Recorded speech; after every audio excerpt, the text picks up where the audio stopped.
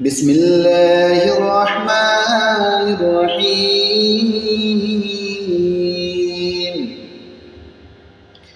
الحمد لله الذي أنزل على عبده الكتاب ولم يجعل له عوجا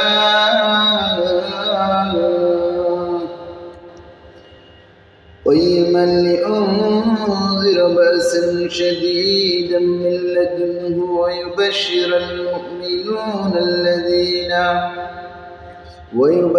المؤمنين الذين يعملون الصالحات أن لهم أجرا حسنا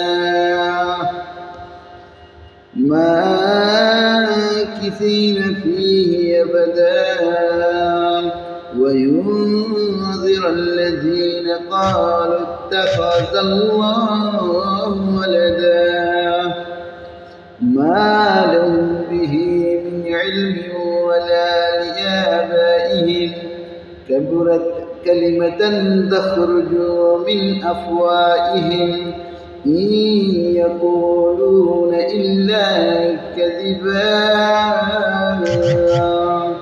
صدق الله العلي العظيم এই সূরা হলো সূরা কাহাফ। সূরাটা আপনারা যতদিন ফ্রাইডে করবেন, শুক্রবার আর কি জুমার দিনে যদি করেন, এক সপ্তাহ থেকে অন্য সপ্তাহ নাকি অনেকটা সওয়াব পাওয়া যায়, এরকম কিছু কথা হুজুরদের থেকে শুনলাম।